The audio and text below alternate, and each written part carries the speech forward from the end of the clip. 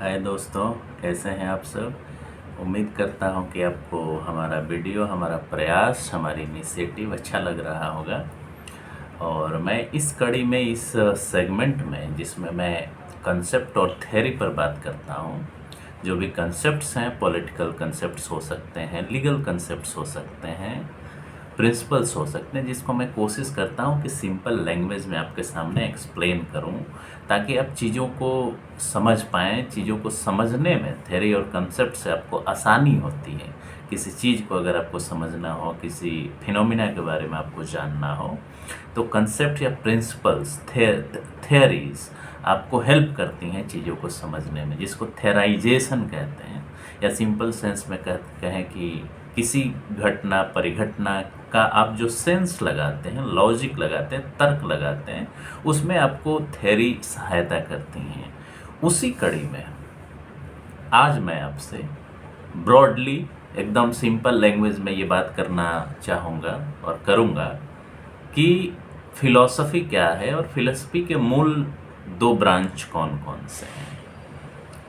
कि philosophical questions, जो दार्शनिक सवाल होते हैं, दर्शन पर आधारित जो सवाल होते हैं, उनको कैसे अप्रोच किया जाता है, दर्शन कैसे जवाब देने की कोशिश करता है कुछ फंडामेंटल क्वेश्चंस के बारे में, जो आप एकदम मूल सवाल जो उठाते हैं। जैसे कुछ मूल सवाल हो सकते हैं कि आपकी ज़िंदगी क्या है, नॉलेज क्या है, आपके जीवन जीने का बेसिक, या कहें कि बेसिक नेचर क्या है, नेचर ऑफ एग्जिस्टेंस क्या है, एग्जिस्टेंस अपने आप में क्या है। ठीक है, कोई इसके पीछे दैवीय शक्ति है या कुछ भौतिकवादी शक्तियां हैं जिसकी वजह से आपकी ज़िंदगी जो है वो इस तरह का है। कुछ और फंडामेंटल क्वेश्चंस, मेटाफिजिकल क्वेश्चंस, कि भगवान का अस्तित्व है या नहीं है तो कैसे है, इस संसार का अस्तित्व कैसे है, वह किसी विचार की वजह से है या जो भौतिकवादी चीज़ें हैं उसकी वजह से। तो कहा जाता है, एक जनरल डेफिनेशन दिया जाता है या मतलब समझाया जाता है फिलॉसफी का, कि इसका मतलब होता है science of knowledge, science of wisdom. किसी चीज़ को समझने का साइंस, उसके प्रति लव फॉर नॉलेज। तो ये कुछ फ्रेजेज हैं जिसके माध्यम से हम लोग फिलॉसफी को समझने का कोशिश करते हैं। उनके बहुत सारे ब्रांच हैं, सब डिसिप्लिन्स हैं, जैसे epistemology, science of knowledge, ontology, आपके नेचर ऑफ एग्जिस्टेंस क्या है। तो मूलतः अगर हम दर्शन को देखें तो दर्शन को, या दर्शन से संबंधित जो सवाल होते हैं, जो मूलभूत सवाल होते हैं, उनको देने का प्रयास दर्शन शास्त्र में, जैसे हमने कहा कि भगवान का अस्तित्व है या नहीं है, या ये पूरे विश्व जो आप देख रहे हैं, वर्ल्ड जो देख रहे हैं, जो व्यवस्था देख रहे हैं, वह किसी और की देन है या भौतिकवादी चीज़ों का देन है। ये किसका नतीजा है, इसके पीछे क्या कारण है, क्या कारण नहीं है, ऐसे सवाल, या आप वैसी चीज़ों को कहें जो आपके अंडरस्टैंडिंग से बाहर की चीज़ें हैं, उन सारे सवालों का जवाब देने का प्रयास दर्शन शास्त्र में दो तरीके से किया जाता है, मूलतः दो तरीके से किया जाता है। और उसमें एक होता है आदर्शवादी दर्शन, जिसको आइडियलिस्ट फिलॉसफी भी कहते हैं, और दूसरा होता है भौतिकवादी दर्शन, जिसको मेटेरियलिस्ट फिलॉसफी भी कहते हैं। समझ रहे होंगे आप, idealist philosophy and materialist philosophy. हम इसको बहुत टफ नहीं करने जा रहे हैं मैं बहुत सारे दार्शनिकों का हम नाम लेकर के, उनके विचारों को करके हम इसको कॉम्प्लिकेट नहीं करना चाहते हैं, क्योंकि ये कंसेप्ट और थ्योरीज का पार्ट है, जिसमें हम सिंपल तरीके से इन कंसेप्ट्स को चाहते हैं कि आपके पास पहुँचे। आइडियलिस्ट फिलॉसफी कहता है, वह आइडिया पर जोर देता है, विचार पर जोर देता है, और यह तर्क करता है कि जो व्यवस्था आप देख रहे हैं,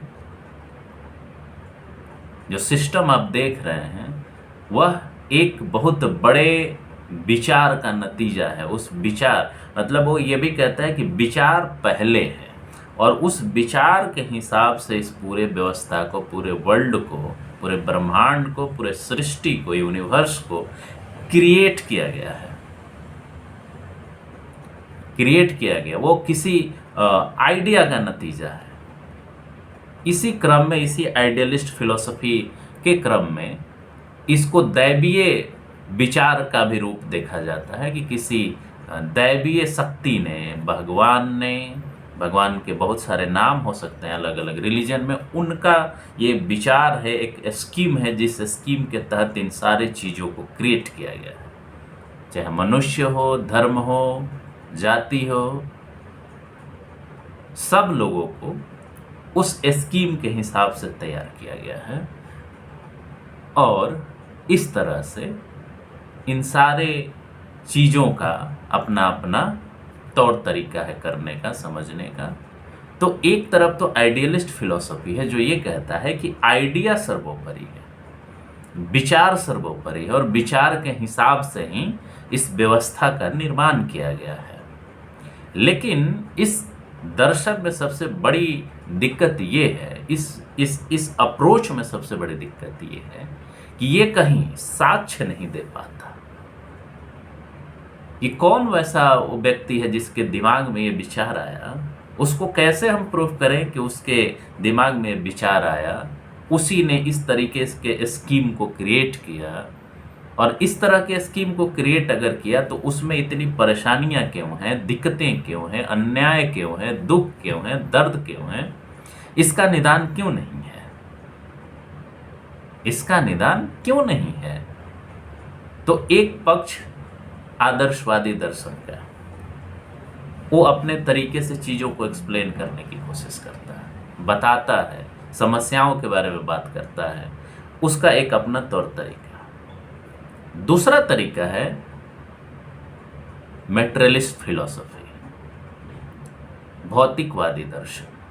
और भौतिकवादी दर्शन का तर्क ये होता है कि कोई भी चीज़ जिसे हम देख रहे हैं, समझ रहे हैं, जिसमें रह रहे हैं, या पूरे मनुष्य की अगर बात करें तो उसका निर्माण भौतिकवादी चीज़ों से होता है। भौतिकवादी एलिमेंट जिसको आप कहते हैं, फंडामेंटल एलिमेंट कहते हैं, मटेरियल एलिमेंट्स कहते हैं।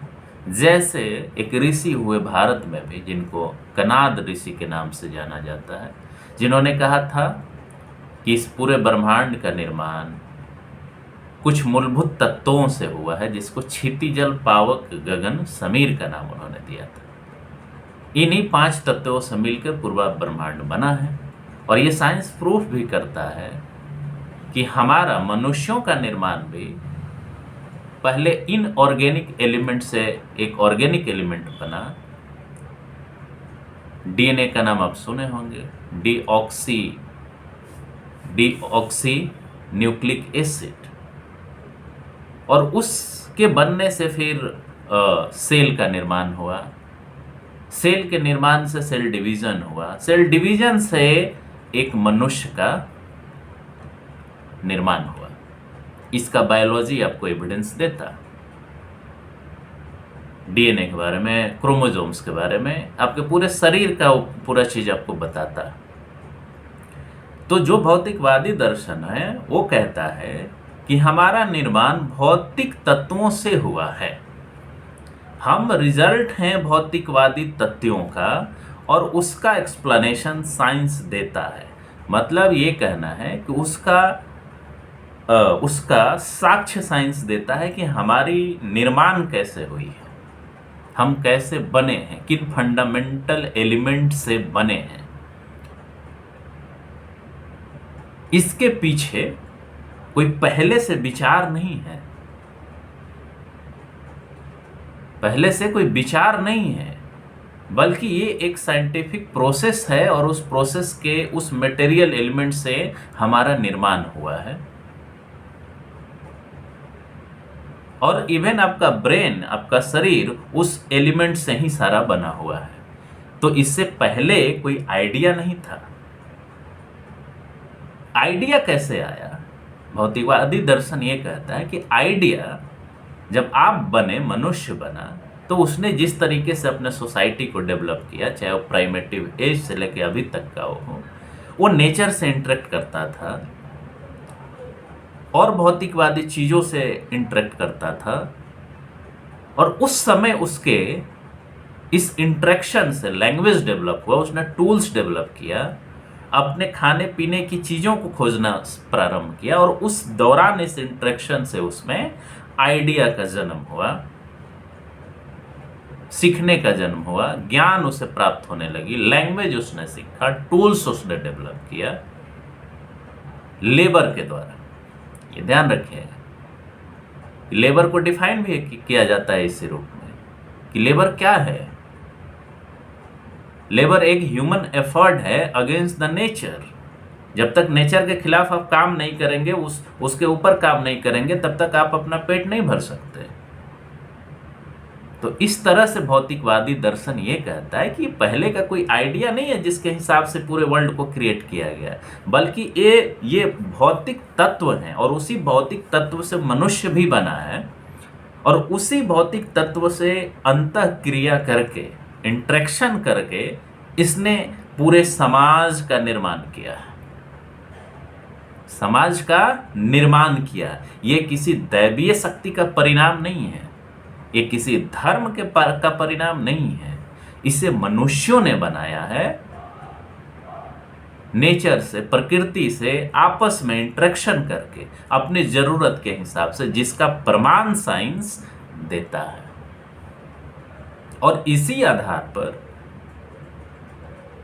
आधार पर आने वाले समय में कार्ल मार्क्स ने अपने भौतिकवादी दर्शन का नींव रखा, क्योंकि उस समय तक जब मार्क्स का जन्म हुआ या जब वो लिख रहे थे, तब तक औद्योगिक क्रांति शुरू हो चुकी थी, बहुत सारे साइंटिफिक डिस्कवरीज हो चुके थे।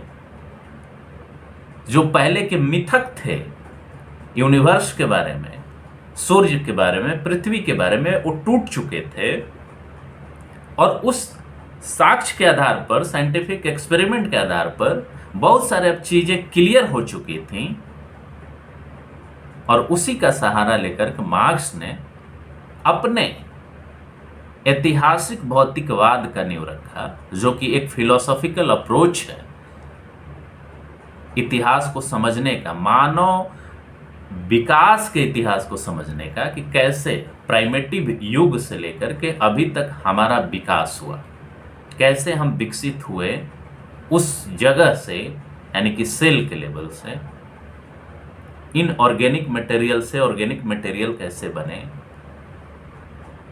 तो हिस्टोरिकल मटेरियलिज्म जो मार्क्स ने दिया, वो भौतिकवादी दर्शन का एक अप्रोच है, जो समाज, exploitation, power relations, production, distribution, consumption को समझते हुए एक नई व्यवस्था की तरफ जाने का बात करता है। हमारा मूल उद्देश्य यही था आपके सामने ये बताने का कि दर्शन को मूलतः, या दार्शनिक सवालों को मूलतः इन्हीं दो अप्रोचेज के माध्यम से हम समझने का प्रयास करते हैं। एक जो है जिसको आइडियलिस्ट फिलॉसफी कहते हैं या भाववादी दर्शन कहते हैं, और दूसरा मटेरियलिस्ट फिलॉसफी या भौतिकवादी दर्शन कहते हैं, जिसके माध्यम से हम समझने का प्रयास करते हैं कि जो, मान लीजिए एक एग्जाम्पल लीजिए शोषण का, तो भौतिकवादी दर्शन क्या कहेगा कि शोषण मानव निर्मित है, ये मानव निर्मित है, और ये मानव निर्मित है, इसलिए मानव के द्वारा इसे खत्म भी किया जा सकता है। लेकिन भाववादी दर्शन, आइडियलिस्ट फिलॉसफी क्या कहेगा कि नहीं, ये जो शोषण है, ऊंच नीच की भावना है, इसे भगवान ने बनाया है, और इसको कैसे लागू करेगा वो? धर्म के माध्यम से, रिचुअल के माध्यम से, उसी को धर्म बताएगा। वो बोलेगा कि भगवान ने ये निर्माण किया है, इसका निर्माण किया, इसलिए इसको खत्म नहीं करना चाहिए, ये तो हमारी सभ्यता है, ये तो हमारी संस्कृति है। वो शोषण को जस्टिफाई करेगा भगवान के नाम पर, धर्म के नाम पर। लेकिन भौतिकवादी दर्शन इसके जस्ट एकदम उल्टा है। वो बोलेगा कि नहीं, ये सारी चीजें मैन मेड हैं, हमारा और आपका बनाया हुआ है। और शायद इसीलिए मार्क्स ने जब वो अपना काम कर रहे थे, जब उन्होंने कैपिटल लिखा या कम्युनिस्ट मैनिफेस्टो लिखा, तो उन्होंने कहा ये बात कि अभी तक पूरे व्यवस्था में जो दर्शन था वो केवल चीजों को एक्सप्लेन कर रहा था। दर्शन ने कभी इसके बदलाव की बात नहीं की, इसके परिवर्तन की बात नहीं की, जबकि जरूरत इस बात की है। दर्शन फिलॉसफी का काम ये है कि वह इसको बदलने की बात करे, और वो बदलने की बात करने वाला पहला भौतिकवादी दार्शनिक कार्ल मार्क्स थे, जिन्होंने भौतिक चीजों के आधार पर, यानी मटेरियल एलिमेंट्स के बेसिस पर, मटेरियल भौतिकवादी चीजों के आधार पर कहा कि इसे बदला जा सकता, बात बदलने की करने की जरूरत है। तो यह मूल उद्देश्य था कि आप इनिशियली ही यह समझ लें कि आइडियलिस्ट फिलॉसफी, जिसको भाववादी दर्शन, और भौतिकवादी दर्शन, मेटेरियलिस्ट फिलॉसफी क्या है, ताकि आने वाले समय में आपको जो भी कंसेप्ट्स हम लोग डिस्कस करेंगे उसको समझने में आसानी होगी। तो इसी के साथ मैं अपने बात को इस वीडियो में विराम देता हूं, और आपसे उम्मीद करता हूं कि हमारे इस इनिशिएटिव को आप लाइक करेंगे, सब्सक्राइब करेंगे चैनल को, लोगों को फॉरवर्ड करेंगे, शेयर करेंगे और कमेंट करेंगे। आप अच्छे अच्छे सजेशन दें हमें, वो हमारे लिए बहुत इंपॉर्टेंट होता है, ताकि मैं समझ पाऊँ कि आगे क्या किन चीज़ों पे बात करनी है। तो इसी के साथ धन्यवाद।